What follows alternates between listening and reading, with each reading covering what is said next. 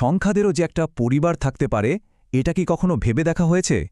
ঠিক আমাদের মতো ওদেরও কিন্তু পূর্বপুরুষ আছে নানান শাখা প্রশাখা আর বেশ জটিল সম্পর্ক।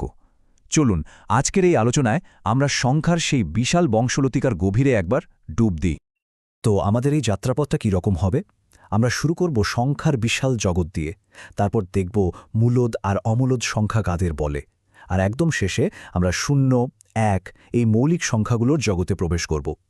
সোজা কথায় একদম ওপর থেকে শুরু করে আমরা ধাপে ধাপে গভীরে যাব। এই যে স্ক্রিনে আমরা দেখতে পাচ্ছি, এটাই হলো পুরো সংখ্যা জগতের একটা মানচিত্র। প্রথম দেখায় বেশ জটিল মনে হতে পারে, তাই না? কিন্তু কোনো চিন্তা নেই, আমরা একসাথেই এর প্রত্যেকটা শাখা প্রশাখা ধরে ধরে এগোব, একদম শুরু থেকে। আচ্ছা, সংখ্যার এই যে বিশাল পরিবার, এর গোড়াতেই রয়েছে একটা বড় ভাগ। বলতে পারেন এখান থেকেই সবকিছু শুরু হয়। সংখ্যাজগৎ দুটো আলাদা পথে ভাগ হয়ে যায়। তো এই পথের একদিকে আছে বাস্তব সংখ্যা বা রিয়েল নাম্বারস। সহজ করে বললে এগুলো হলো আমাদের চেনা জগতের সংখ্যা। ধরুন তাপমাত্রা মাপা বা কোনো কিছুর দূরত্ব জানা, মানে যে কোনো সংখ্যা যা একটা নাম্বার লাইনে বা সংখ্যা রেখায় বসানো যায়, সেটাই হলো বাস্তব সংখ্যা। কিন্তু প্রশ্ন হলো, এই চেনা জগতের বাইরেও কি সংখ্যার কোনো অস্তিত্ব আছে? হ্যাঁ, আছে। একদিকে যেমন রয়েছে বাস্তব সংখ্যার এই চেনা জগৎ, ঠিক অন্যদিকেই আছে কাল্পনিক বা ইম্যাজিনারি নাম্বারের এক রহস্যময় জগৎ। এই সংখ্যাগুলো কিন্তু এমনি এমনি আসেনি, এগুলো তৈরি করা হয়েছিল গণিতের এমন কিছু জটিল ধাঁধার সমাধানের জন্য যেখানে বাস্তব সংখ্যা দিয়ে আর কাজ হচ্ছিল না। যেমন ধরুন, গণিতবিদরা একটা বড় সমস্যায় পড়েছিলেন, কোনো নেগেটিভ সংখ্যার স্কোয়ার রুট বা বর্গমূল কি হবে। বাস্তব সংখ্যার জগতে এর কোনো উত্তরই ছিল না। ঠিক সেই সময়ে জন্ম হল আই নামের একটা অসাধারণ ধারণার, যা গণিতের জন্য একটা নতুন দিগন্ত খুলে দিয়েছিল। আর যখন এই বাস্তব আর কাল্পনিক সংখ্যা একসাথে মিলে যায়, তখন তৈরি হয় জটিল সংখ্যা বা কমপ্লেক্স নাম্বারস। এটা গণিতের এক বিশাল জগৎ। তবে আমাদের আজকের মানচিত্র অনুযায়ী আমরা আপাতত কাল্পনিক সংখ্যার পথটা ছেড়ে বাস্তব সংখ্যার শাখা ধরেই আরও গভীরে যাব। বেশ, এবার বাস্তব সংখ্যার পরিবারের ভেতরেও কিন্তু একটা ভাগ আছে। এখানে সংখ্যাগুলো যেন দুটো দলে ভাগ হয়ে যায়। এক দল যারা খুব নিয়ম মেনে চলে, আর অন্য দল হলো গিয়ে একটু ব্যতিক্রমী বা বলতে পারেন বিদ্রোহী। তো যারা নিয়ম মানে তারা হলো মূলদ সংখ্যা। মূলদ সংখ্যার আসল পরিচয়টাই হলো এদেরকে p/q, মানে একটা সাধারণ ভগ্নাংশ হিসেবে লেখা যায়। যেমন ধরুন 5কে আমরা লিখতে পারি 5/1, আবার 0.5কে লিখতে পারি 1/2। তার মানে এরা সবাই মূলদ সংখ্যার পরিবারের সদস্য।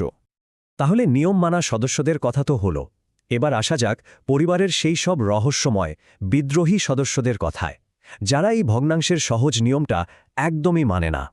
এদেরকেই আমরা বলি অমূলদ সংখ্যা বা ইরাশনাল নাম্বারস। অমূলদ সংখ্যাগুলোর দশমিক রূপটা অনেকটা একটা অন্তহীন রাস্তার মতো। এটা চলতেই থাকে, কিন্তু মজার ব্যাপার হলো এর মধ্যে কোনো সংখ্যার পুনরাবৃত্তি বা কোনো নির্দিষ্ট প্যাটার্ন খুঁজে পাওয়া যায় না।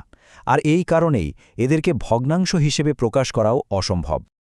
এই অমূলদ সংখ্যার জগতে সবচেয়ে বিখ্যাত তারকাকে জানেন তো? অবশ্যই পাই। যে কোনো বৃত্তের পরিধি আর ব্যাসের যে অনুপাত, সেটাই হলো পাই।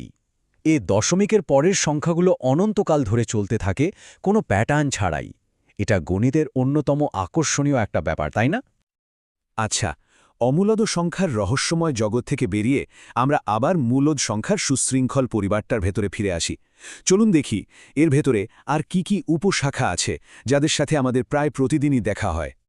দেখুন, মূলদ সংখ্যার প্রধানত 3টে শাখা: পূর্ণসংখ্যা বা ইন্টিজার্স, ভগ্নাংশ বা ফ্র্যাকশনস, আর দশমিক বা ডেসিমালস। এই তিনটেই কিন্তু আমাদের দৈনন্দিন জীবনের গণিতের মূল ভিত্তি। মানে টাকা পয়সার হিসাব থেকে শুরু করে দোকানে জিনিস কেনা পর্যন্ত সবকিছুতেই এদের ব্যবহার। দশমিকের মধ্যেও কিন্তু দুটো ভাগ আছে। এক ধরনের দশমিক আছে যা একটা জায়গায় গিয়ে থেমে যায়, যেমন ধরুন 2.567।